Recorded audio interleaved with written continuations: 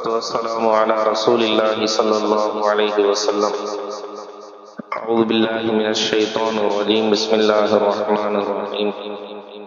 قل إن كنتم تحبون الله فاتبعوني يحببكم الله ويغفر لكم ذنوبكم والله غفور رحيم. السلام عليكم ورحمة الله وبركاته.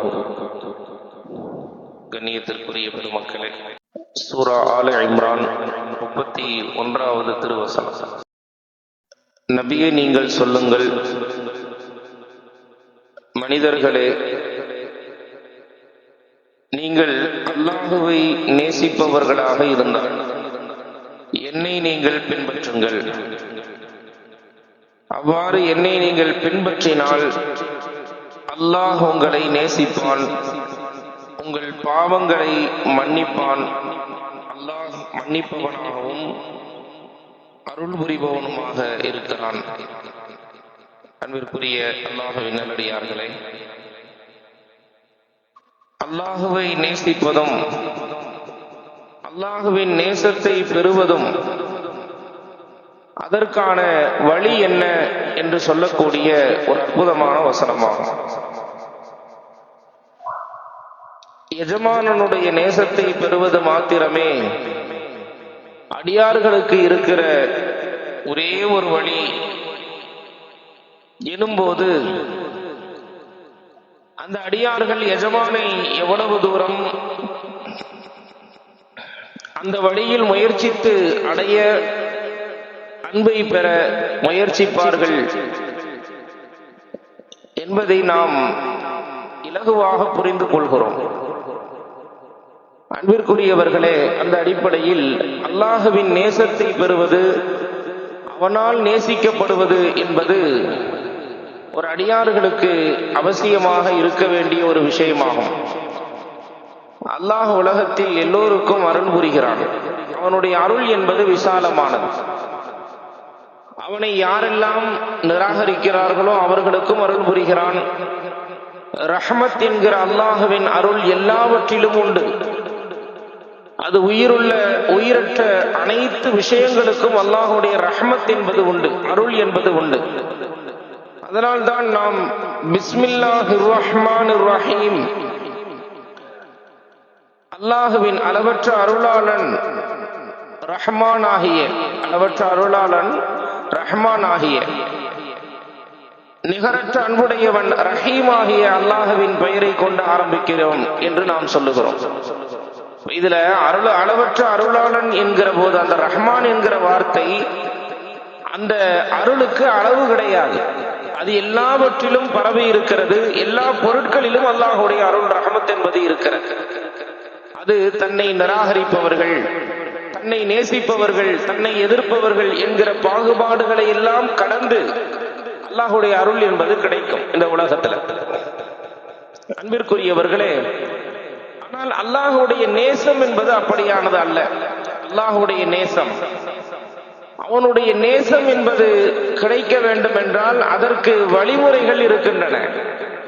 அதற்கு பெருமானார் ஸல்லல்லாஹு அலைஹி வஸல்லம் அவர்கள் சொல்லித் தருகிற பல்வேறு குணாதிசயங்கள் இருக்கின்றன அல்லாஹுவின் நேசத்தை பெறுவதற்கு.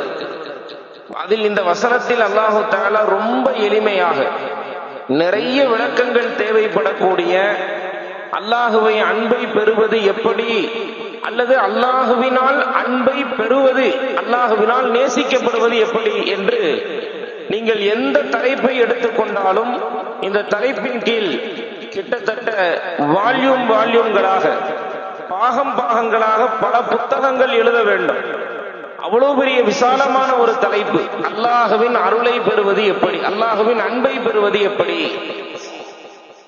அல்லாஹு தஆலா ரொம்ப எளிமையான ஒரு வார்த்தையை நமக்கு சொல்லித் தருகிறான். நீங்கள் அல்லாஹுவின் அன்பை பெற வேண்டும் என்றால் அதற்கு என்ன வழி? அதற்கு ஃபத்தபிஊனி, என்னை நீங்கள் பின்பற்றுங்கள் என நபியை நீங்கள் சொல்லுங்கள். அல்லாஹுவின் தூதர் ஸல்லல்லாஹு அலைஹி வஸல்லம் அவர்களை பின்பற்றுவது மாத்திரம்தான் நமக்கு இருக்கிற ஒற்றை வழி, எளிமையான வழி, இலகுவான வழி என்று அல்லாஹ் ரொம்ப அழகாக ஒரு சின்ன ஒரு அரை வரியிலே அல்லாஹு தஆலா அதற்கான விடையை கொடுத்து விடுகிறான். அன்பிற்குரியவர்களே, அல்லாஹுவின் நேசம் மிக மிக அவசியமானது. அல்லாஹ் நம்மை நேசித்து விடுவானேயானால் அதனுடைய உச்சகட்டம் எப்படி இருக்கும் தெரியுமா? அல்லாஹ் நம்மை நேசிக்கிற போது அதனுடைய அதீதமான மேக்சிமம் லெவல்னு சொல்லுவாங்க, அதிகபட்ச அளவு. அல்லாஹ் ஃபஇன் அஹ்பப்துஹு, ஒரு அடியானை நான் நேசித்து விட்டால், குன்து பஸரஹுல்லதி யபுசுரு பிஹி, அந்த மனிதன் பார்க்கிற பார்வையாக நான் மாறிவிடுகிறேன். வகுன்து ஸம்அஹுல்லதி யஸ்மஉ பிஹி, அவன் கேட்கிற செவியாக நான் மாறிவிடுகிறேன். வகுன்து யதஹுல்லதி யப்திஷு பிஹா, அவன் பிடிக்கிற கரமாக நடக்கிற காலாக நான் மாறிவிடுகிறேன் என்று அல்லாஹ் சொல்லுகிறான்.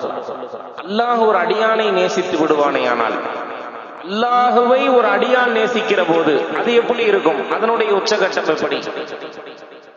அல்லாஹுவை ஒரு அடியான் நேசிக்கிற போது அவனுடைய வணக்கம் என்பது, அவனுடைய வாழ்வு என்பது முற்றிலும் அல்லாஹுவாகவே மாறிவிடுவான். எல்லாமே அல்லாஹுவிற்காக. அவனுடைய வாழ்வின் வணக்கம் மாத்திரம் அல்ல, அல்லாஹுவிற்காக 2 ரக்காத்து தொழுகிறேன் என்று தக்பீர் கட்டுறமே, அது மாத்திரம் அல்லாஹுவிற்காக என்பது அல்ல. தண்ணீர் அருந்துகிற போதும் அதுவும் அல்லாஹுவிற்காக மாறிவிடும். சாப்பிடுகிற போதும் அல்லாஹுவிற்காக மாறிவிடும். எல்லாமே அல்லாஹுவிற்காக.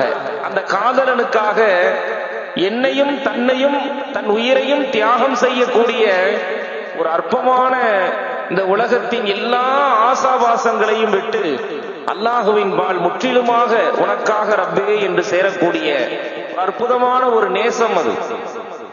அல்லாஹுவை நாம் நேசிக்கிற போது ஏற்படக்கூடிய ஒரு உயர்தரமான நிலை. எல்லாமே அல்லாஹ்விற்காக, லில்லாஹியத் என்று சொல்வார்கள், அல்லாஹுவிற்காகவே ஆகுதல். இது ஒரு மனிதன் அல்லாஹுவை நேசிக்கிற போது ஏற்படக்கூடிய அதிகபட்ச நிலை. அதே போன்று பாருங்கள், அல்லாஹ் ஒரு அடியானை நேசிக்கிறான் என்று சொன்னால் அவன் அந்த அடியானின் எல்லாமுமாக மாறிவிடுகிறான். அந்த அடியான் பார்க்கிற பார்வையிலிருந்து, பேசுகிற வார்த்தையிலிருந்து எல்லாமுமாக மாறிவிடுகிறான்.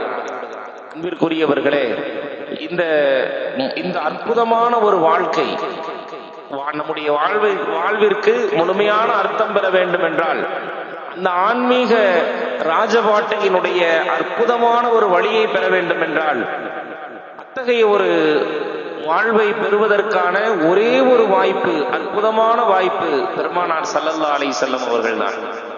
அவர்கள் எப்படி அதற்கான வழிகளை சொன்னார்கள்? அல்லாஹுவை நேசிப்பதில், அல்லாஹ் நம்மை நேசிப்பதில் பெருமானார் ஸல்லல்லாஹு அலைஹி வஸல்லம் அவர்கள் என்ன வழிமுறை காட்டினார்கள், அதை நாம் எப்படி பின்பற்ற வேண்டும் அவர்களிடத்தில் என்பதை குறித்தெல்லாம் இன்ஷா அல்லாஹ் தொடர்ந்து பகிர்ந்து கொள்வோம். அல்லாஹு தஆலா நம்முடைய திருவசனங்களின் வாயிலாக நல்ல பாடங்கள், படிப்பணிகள் பெறுவதற்குண்டான நல்வாய்ப்பினை வழங்குவானாக. ஆகிரு தாவானா அல்ஹம்துலில்லாஹி ரப்பில் ஆலமீன். அஸ்ஸலாமு அலைக்கும் வரஹ்மத்துல்லாஹி வபரகாத்துஹு.